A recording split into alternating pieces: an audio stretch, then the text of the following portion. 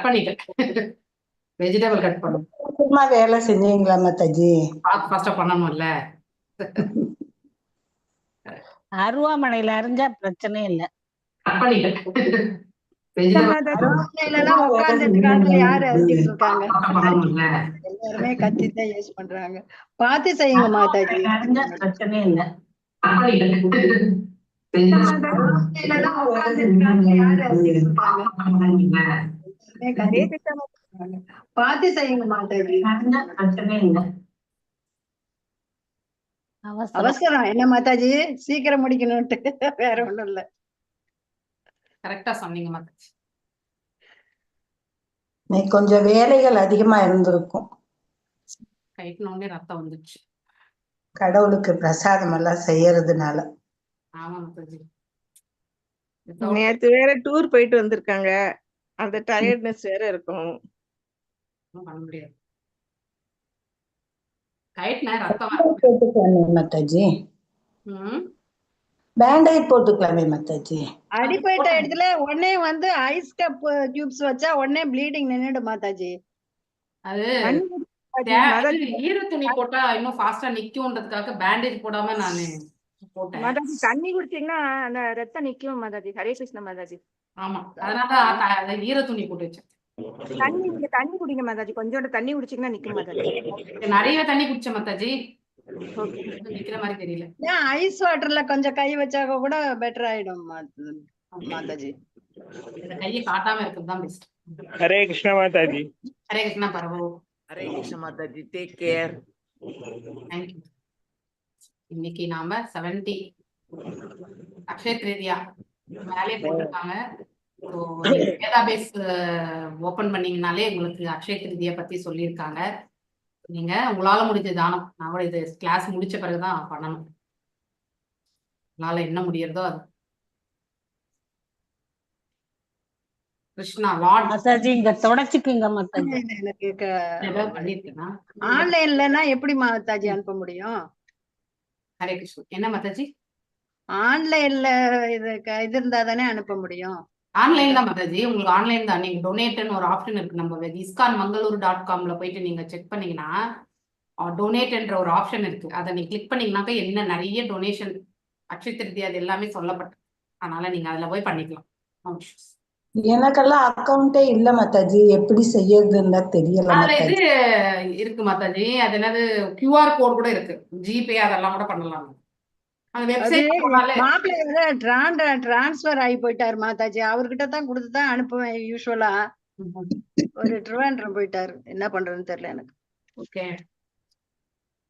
Fine. எவ்வளவு முடியறதோ பண்ணுங்க. ஏன்னா நாளைக்கு கூட பண்ணுங்க, ஒன்றும் ப்ராப்ளம். முடியறவங்களா இன்னைக்கு பண்ணுங்க. சரிங்களா? ஹரே கிருஷ்ணா. எப்படி இருந்தாலும் பகவானுடைய காசு என்னைக்கு போட்டா என்ன இருக்கு இல்லையா? மனசுதான் காரணம் மாதாஜி எல்லாத்துக்குமே. ஹரே கிருஷ்ணா.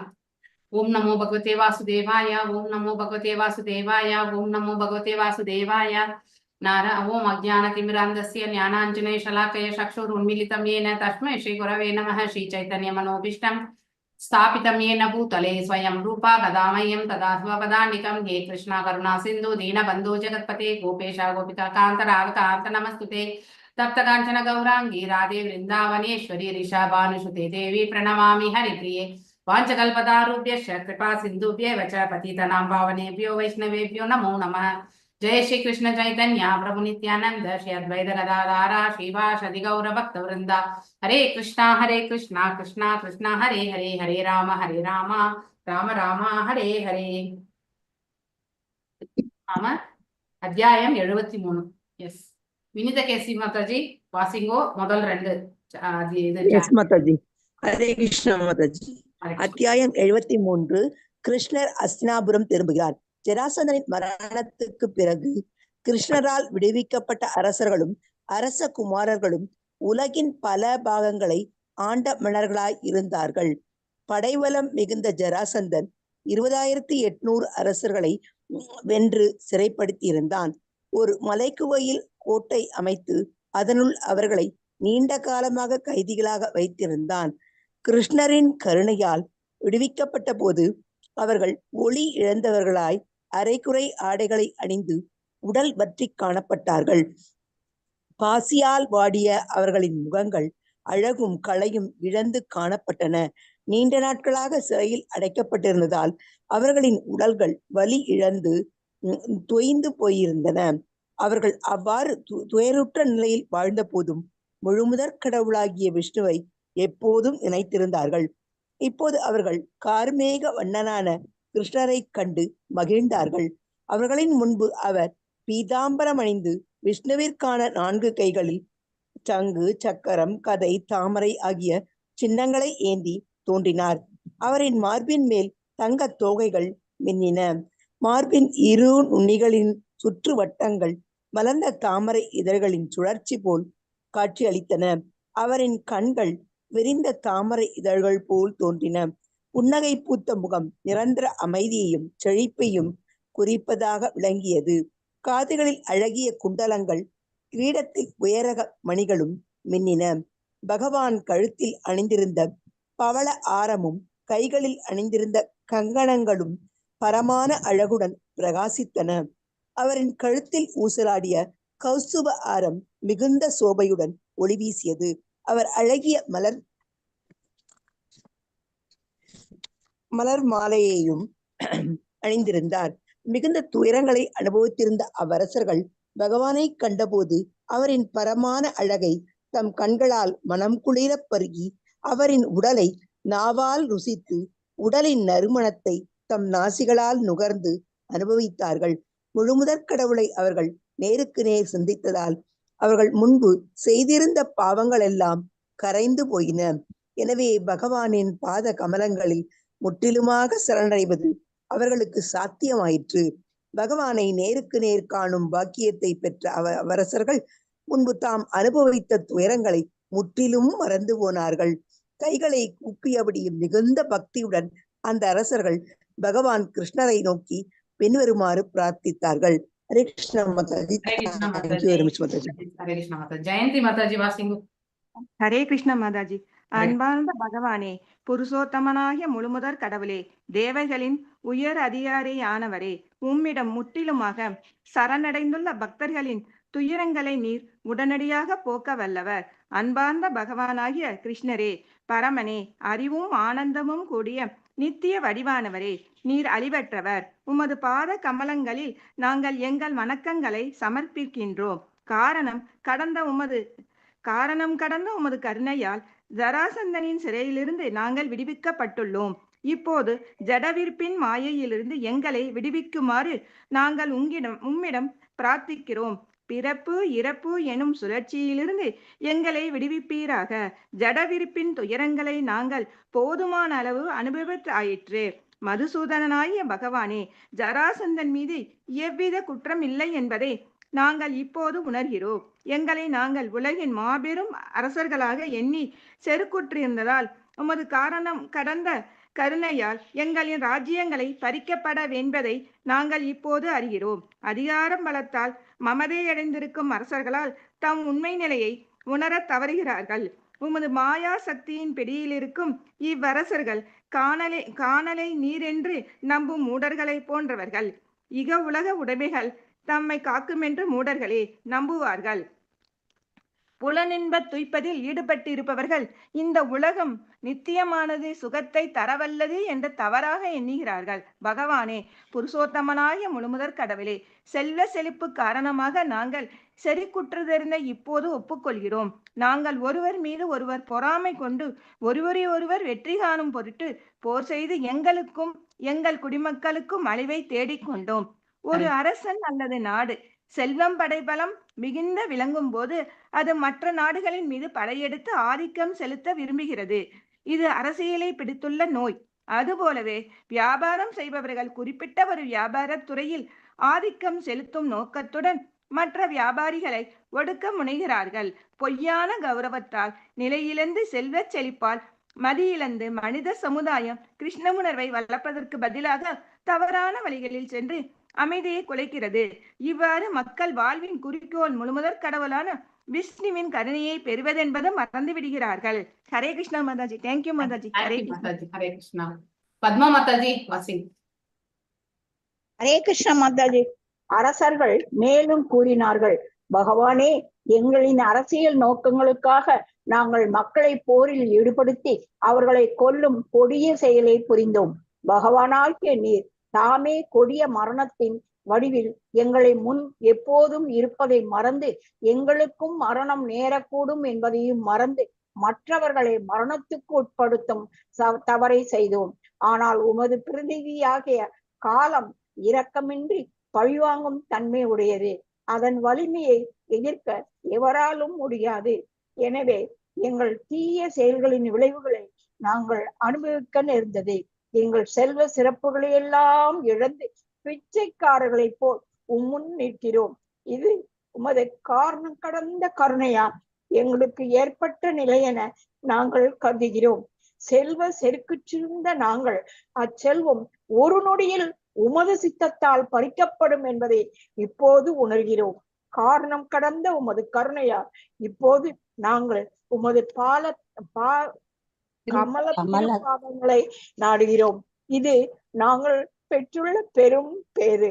அன்பார்ந்த பகவானே, இவ்வுடல் நோய்களின் உறைவிடம் என்பதை எல்லோரும் அறிவார்கள். இப்போது நாங்கள் முதுமையை நெருங்கிக் கொண்டிருப்பதால் உடல் பலத்தில் பெருமிக் கொண்டிருப்பதை விடுத்து நாளுக்கு நாள் உடல் பலங்கள் மாதாஜி, நான் படிக்கிறேன் மாதாஜி. அவங்க ரொம்ப டென்ஷன்ல இருக்காங்க. உடல் பலமிழந்து வருவதை உணர்கிறோம். புலனின்பங்களிலும் ஜட உடல் மூலம் பெரும் சுகங்களிலும் இப்போது எங்களுக்கு நாட்டமில்லை. இத்தகைய ஜட இன்பங்களை தேடி திரிவது காடல் நீரை தேடி அலைவதை போன்றது என்பது இப்போது நாங்கள் கண்டுள்ள முடிவு. சொர்க்கம் செல்வதற்கான யாகங்களை நிறைவேற்றுவது போன்ற செயல்களில் எங்களுக்கு இனி ஆர்வம் இல்லை.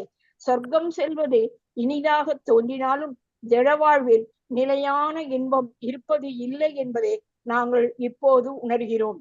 உம்முடன் எங்களுக்குண்டான நிலையான உறவை என்றும் மறவாது எப்போதும் உமது பாத கமலங்களில் சேவை செய்திருப்பதற்கான வழிமுறையை எங்களுக்கு நீர் அறிவிக்க வேண்டுகிறோம். ஜட விருப்பலிருந்து விடுபட வேண்டும் என்பது எங்கள் விருப்பம் அல்ல. உமது சித்தப்படி எந்த உயர்நிலையில் பிறவி எடுத்தாலும் உமது பாத கமலங்களை என்றும் மறவாமல் இருப்பதையே நாங்கள் விரும்புகிறோம். புருஷோத்தமனாகிய முழுமுதற் கடவுளும் வசுதேவரின் மைந்தருமான கிருஷ்ணராகிய உமது பாத கமலங்களில் இப்போது நாங்கள் படுகிறோம். எல்லா இதயங்களிலும் நீர் பரமாத்மாவாக வீற்றிருக்கிறீர். ஜட இருப்பின் துயரங்களே எல்லாம் நீக்க வல்ல ஹரி நீரே. அன்பார்ந்த பகவானே, நீர் இன்பங்களின் இருப்பிடமாகையால் கோவிந்தன் என்று பெயர் பெற்றிருக்கிறேன். உமது புலன்களை திருப்தி செய்ய முயற்சிப்பவர்கள் அதே சமயம் தம் புலன்களையும் திருப்தி செய்பவர்கள் ஆகிறார்கள். எனவே உமக்கு கோவிந்தன் என்ற நாமம் ஏற்பட்டுள்ளது. அன்பார்ந்த பகவானே, நீர் என்றும் புகழுடன் விளங்குபவர். பக்தர்களின் துயரங்களை போக்க வல்லவர். உம்மிடம் சரணடைந்துள்ள உமது சேவகர்களாக எங்களை ஏற்றுக்கொள்வீராக. ஹரே கிருஷ்ண மாதாஜி. தேங்க்யூ மாதாஜி. ஹரே கிருஷ்ணா. விஜயகுமாரி மாதாஜி வாசிங்க. ஹரே கிருஷ்ணா மாதாஜி. சரணடைந்த ஆத்மாக்களின் பாதுகாவலரும் பக்தர்களுக்கு கருணை கடலாக விளங்குபவரும் பகவான் கிருஷ்ணர் ஜராசந்தனின் சிறையிலிருந்து விடுவிக்கப்பட்டு அரசர்களின் பிரார்த்தனைகளை கேட்டபின் கம்பீரமும் பரமான இனிமையுடைய தம் குரலின் பொருள் தெரிந்த சொற்களின் பின்வருமாறு பதில் கூறினார். அன்பார்ந்த அரசர்களே, உங்களை நான் ஆசீர்வதிக்கிறேன். இன்று முதல் நீங்கள் எனக்கு பக்தி தொண்டு செய்வதில் தவறாமல் ஈடுபடுவீர்களாக. நீங்கள் விரும்பும் இந்த வரத்தை நான் உங்களுக்கு அளிக்கிறேன். உங்கள் இதயங்களில் பரமாத்மாக எப்போதும் வீற்றிருக்கும் என்னை நோக்கி நீங்கள் பிரார்த்தித்தால் எல்லோருக்கும் சுவாமியான நான் என்னை நீங்கள் மறவாமல் படிப்படியாக என்னிடம் வந்தடைவதற்கான நல்லறிவை உங்களுக்கு வழங்குகிறேன். அன்புடைய அரசர்களே, ஜட இன்பங்களை துறந்து எனக்கு பக்தி தொண்டாற்றுவதென்று நீங்கள் எடுத்துள்ள முடிவு உங்கள் நற்பாக்கியத்தை குறிப்பதாகும். இனி நீங்கள் நிரந்தரமான இன்ப வாழ்வை பெறுவீர்கள். உங்களது பிரார்த்தனையில் நீங்கள் வெளியிட்ட கருத்துக்களை எல்லாம் உண்மையானவையே. கிருஷ்ண உணர்வில்லாமல் செல்வச் சிறப்பை பெற்றிருப்பவன் மாயைக்கு இலக்காகி வீழ்ச்சடைவான் என்பது உண்மையே. கடந்த காலத்தில் விரோதிகளான பல அரசர்களான ஹைஹயன், நகுஷன், வேளன், ராவணன், நரகாசுரன் போன்றவர்கள் அசுரர்களாகவும் இருந்தனர். ஆனால் தமது நிலைகளை அவர்கள் தவறாக புரிந்து கொண்டதால் தங்கள் உயர் நிலையிலிருந்து வீழ்ச்சியடைந்து அரச பதவிகளும் ராஜ்யங்களும் இழந்தார். ஹரே கிருஷ்ணா மாதாஜி. அடுத்தவங்களுக்கு சான்ஸ் கொடுங்க மாதாஜி. இல்ல இன்னொரு பேராகிராஃப் படிச்சிருங்க நீ. படிச்சுட்டா? இல்ல நிறைய பேரு hand raise நான் படிக்கிறேன் மாதாஜி. அடுத்தது படிக்கட்டும். படிக்கட்டும். படிக்கட்டும். ஜடவாழ்வின் நிர்பந்தங்களில் கட்டுண்டிருப்பவர்கள் நினைவில் கொள்ள வேண்டியதாவது, ஜடமான எதற்கும் தொடக்கம் வளர்ச்சி, விரிவு நிலை குறைவு, இறுதியில் மறைவு ஆகிய நிலைகள் ஏற்படுகின்றன. ஜட பொருட்கள் எல்லாம் இந்த 6 நிலைகளுக்கும் உட்படுகின்றன. ஜட உடல் பெறுவதாக தோன்றும் முன்னேற்றம் அல்லது உடைமை எதுவும் இறுதியில் அழிவடைவது நிச்சயம். எனவே அழியும் பொருள் எதிலும் ஒருவன் பற்றுதல் கொள்ளக்கூடாது. ஒருவன் இந்த ஜட உடலினுள் இருக்கும் வரை உலக ரீதியிலான செயல்களில் எச்சரிக்கையுடன் ஈடுபட வேண்டும் என்பது எனது பக்தி தொண்டில் பரமான அன்புடன் கடமைகளை உண்மையுடன் நிறைவேற்றுவதே மிகச்சிறந்த வாழ்வு முறை. நீங்கள் சத்திரிய குடும்பங்களை சேர்ந்தவர்கள். எனவே அரச குடும்பங்களுக்கு விதிக்கப்பட்டுள்ள கடமைகளை உண்மையுடன் நிறைவேற்றி அவர்களின் குடிமக்களை மகிழ்ச்சியாக வைத்திருப்பது உங்கள் பொறுப்பு. சத்திரிய தர்மத்தை கடைபிடியுங்கள்.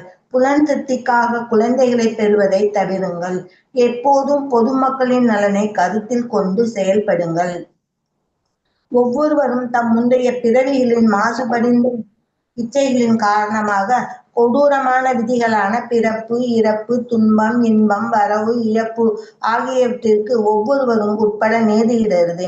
இந்த இரட்டை தன்மைகளின் பாதிப்பின் காரணமாக ஒருவன் தன் மனதை தளர விடாமல் எப்போதும் என் பக்தி தொண்டில் நிலைத்திருந்து எல்லா சூழ்நிலையிலும் மன உறுதியுடனும் திருப்தியுடனும் எல்லாம் என்னால் ஏற்படுத்தப்படுபவை என்ற நம்பிக்கையுடன் பக்தி தொண்டில் நிலை பெற்றிருக்க வேண்டும். ஹரே கிருஷ்ணா மாதாஜி. அடுத்தவங்களை படிக்க சொல்லுங்க மாதாஜி. தேங்க்யூ மாதாஜி. பிரேமா மாதாஜி வாசிங்க.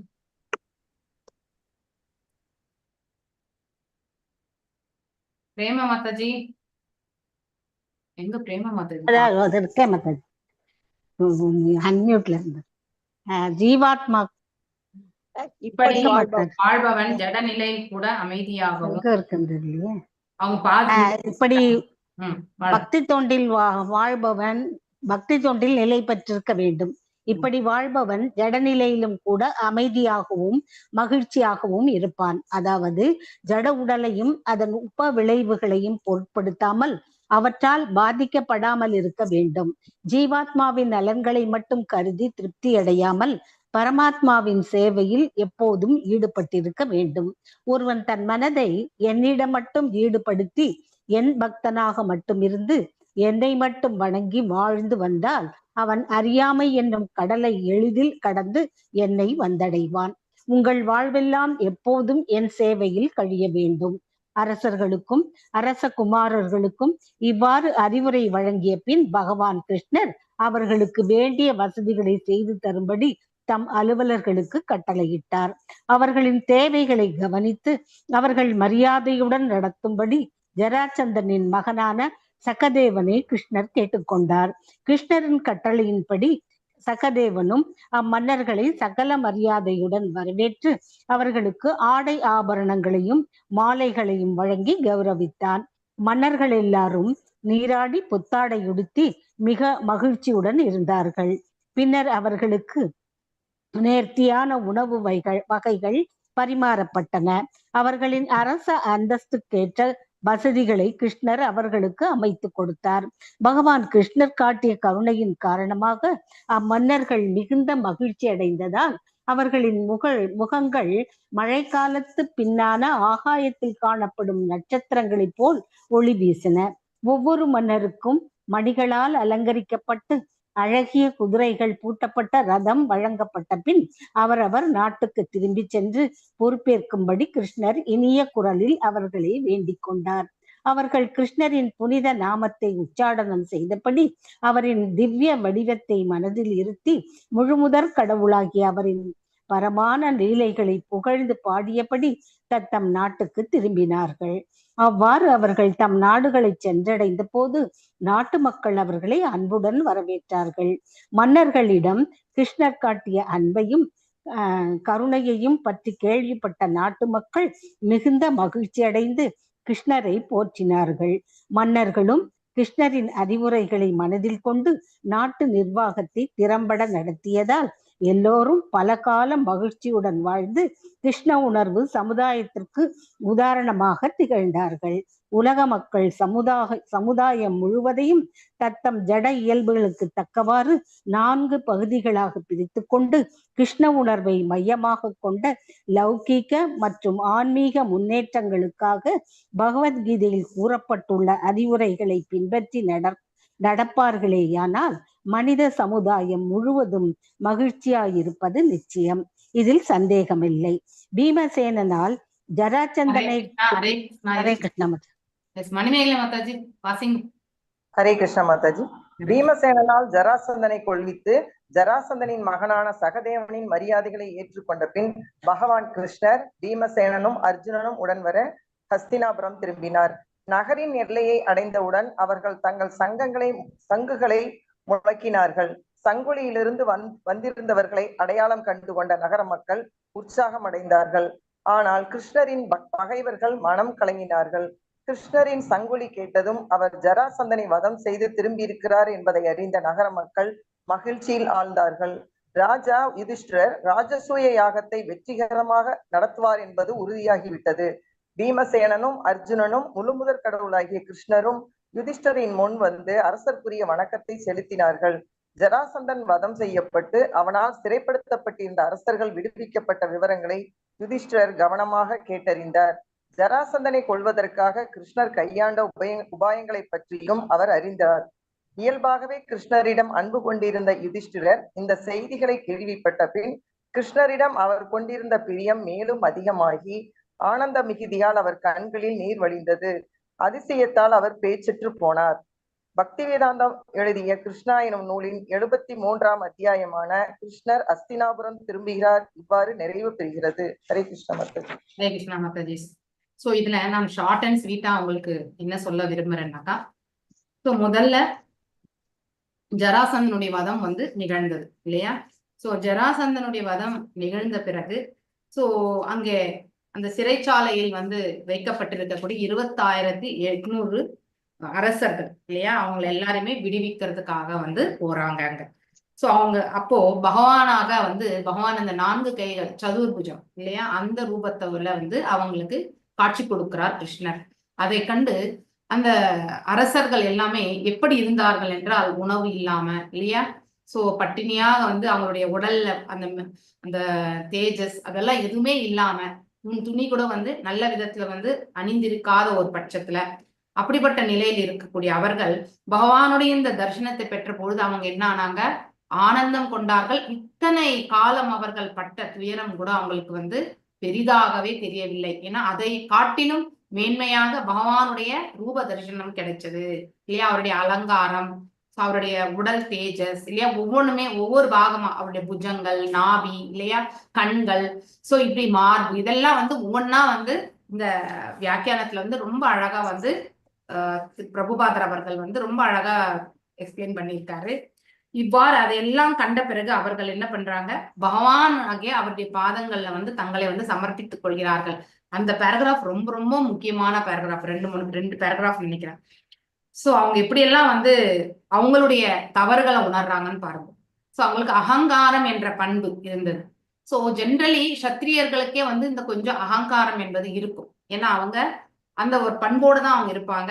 அடுத்து வந்து அவர்கள் வெற்றி கொள்ளும் பொழுது அடுத்த தன்னுடைய வீர சூர சாகசங்களை எல்லாமே அடுத்தவர்களுக்கு வந்து எடுத்துரைத்து தன்னுடைய நிலையை மேம்படுத்தி காட்டிக்கொள்ளணும்ன்ற அந்த உணர்வு வந்து அவங்களுக்கு that is a built-in quality தான் அவங்களுக்கு.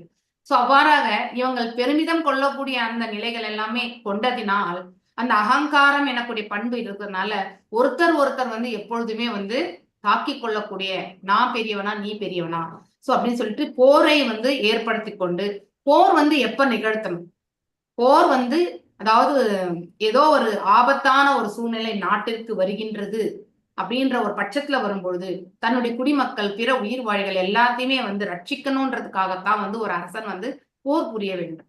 சும்மாவே போயிட்டு ஒரு நாட்டின் மீது படையெடுத்து அங்க இருக்கக்கூடிய மக்களுக்கு வந்து நாம துன்பத்தை வந்து விளைவிக்க கூடாது. ஆனா இங்க இருந்த அந்த 20,800 அரசர்களுமே என்ன செய்திருக்காங்க அப்படிங்கறத வந்து இந்த கருத்துல வந்து தெரியறது என்னன்னாக்கா, தங்களுக்கு வந்து அதாவது வெளிப்புறமா இருக்கக்கூடிய அந்த தோற்றத்தை கொண்டு அவர்கள் வந்து தங்களுடைய நிலைகளை வந்து எக்ஸ்டர்னல், அதாவது இந்த வெளிப்புற தோற்றத்துல வந்து மேன்மையா காட்டிக்கொள்ளணும்ன்ற ஒரே ஒரு காரணத்திற்காக அவர்கள் வந்து போர் புரிந்தார்கள். அந்த பாவ செயலால் எத்தனையோ, அதாவது ஜீவன்களுடைய மரணம் என்பது நிகழ்ந்திருக்கு. அப்படிப்பட்ட மரணத்திற்கு சமமான வலியையும் வேதனையுமே அவர்கள் ஜராசந்தனுடைய சிறைச்சாலையில் கண்டதாக அவர்கள் வந்து இங்க எடுத்துரைக்கிறார்கள். அதிலிருந்து அவங்களை விடுவித்த கிருஷ்ணர் மீது அவங்களுக்கு வந்து அதாவது அவர்களுடைய தாழ்பணி, அவருடைய பாதங்களை வந்து அவர்கள் வந்து சரணாகதி அடைகிறார்கள். தாங்கள் செய்த தவறுகளை எல்லாமே அவர்கள் வந்து எண்ணி பார்க்கிறார்கள். அவ்வளவு பாவத்தை செஞ்சிருக்கோம், அதனாலதான் நாங்க இத்தனை துன்பங்களை நாங்க அனுபவிச்சோம் அப்படிங்கறத வந்து உணர்றாங்க. எத்தனை பேர் நம்ம உணர்றோம்? கண்டிப்பா கிடையாது. ஒரு மனிதனாகப்பட்டவன் தான் செய்த தவறுகளை உணர்ந்தான் என்றாலே பாதி பாவம் வந்து அவனுக்கு செயல்படாம போகும். 50% ஆஃப் த பாவம். எது வரைக்குமே அவன் வந்து தான் செய்தது தவறே என்பதை வந்து உணராமல் மேலும் மேலும் அவன் தவறு இழைத்து கொண்டே இருக்கின்றான் என்றால் அப்போ பாவ கடல்ல வந்து எப்பவுமே அவன் உழண்டு கொண்டு இருக்க வேண்டிய கட்டாயத்திற்கு அவன் வந்து தள்ளப்படுகிறான். சோ நாம இந்த செயல் வந்து எதனால வருதுனாக்கா, நாடு செல்வமும் படைபலமும் மிகுந்த வளம் இருக்கும்போது மற்ற நாடுகள் மீது படையெடுத்து நம்முடைய ஆதிக்கம் செலுத்த விரும்புகின்றோம் இல்லையா? இது அரசியலை பிடித்திருக்கக்கூடிய நோய். பிரபுபாதர் நிறைய இடத்துல சொல்றாரு, இப்ப நம்ம எல்லாமே நிறைய கண்ட்ரிஸ் எல்லாமே யுத்தத்துக்கு ரெடியா இருக்கும் இல்லையா? சோ நம்ம இந்தியா எப்பவுமே அந்த மாதிரி அனாவசியமா யுத்தத்துக்கு போகவே போகாது. ஆனா நம்மளை எதிர்த்து நாட்டிருக்கிறவங்க வந்து நம்மள வந்து அதாவது தீவிரவாதத்தையும் நம்முடைய பொது மக்களையுமே வந்து துன்பப்படுத்தும் பொழுது அப்ப நாம வந்து உட்கார்ந்தும் இருக்கக்கூடாது இல்லையா? ஆள்பவன் வந்து உட்கார்ந்தும் இருக்கக்கூடாது. சோ அந்த சூழ்நிலையில வந்து போர் என்பது அத்தியாவசியம். சோ போர் எப்ப தேவையோ அப்ப நாம கண்டிப்பா செயல்படணும். போர் தேவைப்படாத இடத்துல வந்து சமாதானமாக போறதுதான் நல்லது இல்லையா? சோ ஒரு வியாபாரத்துறையில கூட இதேதான். ஒரு வியாபாரத்துல ஒருத்தர் வந்து நல்ல ஆதிக்கம் படுத்தினாங்கன்னாக்கா, இப்ப நம்ம பெரிய பெரிய அவுட்லெட் எல்லாம் வந்திருக்கு இல்லையா? சோ அதாவது டிமார்ட் வந்திருக்கு, அடுத்து வந்து ஷாப் ரைட் வந்திருக்கு இல்லையா?